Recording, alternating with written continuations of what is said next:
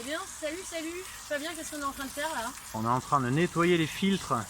Ouais, et alors voilà l'histoire. Donc ça, c'est un filtre biologique, c'est-à-dire tu vas le faire de manière à ce que tu puisses le porter comme là je le fais, et de manière à pouvoir le laver quand il y a une catastrophe comme ça. Alors ça, qu'est-ce que c'est?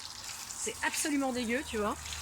Et bien ça, c'est la nourriture à poisson. Je suis en train de cycler mon aquaponie. Et normalement, en Asie, je mettais une bouffe à poisson suffisamment qualitative à base de protéines qui faisait que, eh bien, je n'avais pas ces dépôts-là. Et bien ça, en fait, c'est que je me suis aperçue que la nourriture à poisson que je mettais était principalement à base de farine. Donc ici, ce que tu vois, c'est du gluten.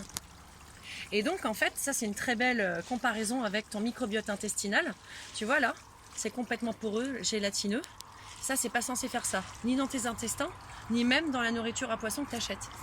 Donc en fait, qu'est-ce que ça veut dire là? D'abord, j'ai commencé à sentir une odeur. Alors il faut savoir que quand tu travailles avec des bactéries aérobiques et que tu mets quand même beaucoup d'éléments de pompe à oxygène et de air compresseur, tu n'es pas censé avoir ça.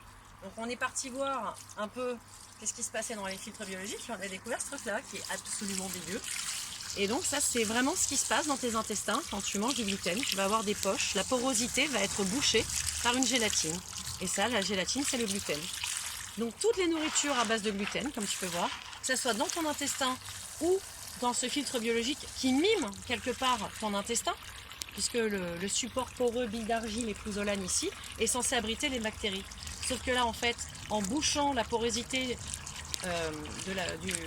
du tissu, eh bien en fait, je me retrouve dans des conditions anaérobiques. Et dans ces cas-là, je développe les mauvaises bactéries, ça commence à sentir mauvais. Et puis là, c'est la belle surprise. Donc là, il faut tout nettoyer. Donc conclusion, choisis bien la bouffe de tes poissons pour pouvoir cycler ton cycle d'aquaponie en azote. Et vérifie au moins 2 fois par jour le pH, l'ammonia, comment ça se comporte. Est-ce que tes bactéries se développent? Et nous on a vu qu'il y a eu des bactéries au début, puis d'un seul coup il y a eu une chute des bactéries fulgurante alors qu'on continue à ajouter de l'ammonia, donc cette fameuse nourriture à poisson. Et puis là, catastrophe en fait. Donc on va changer de nourriture à poisson. Elle est censée être basée sur des protéines et non pas de la farine.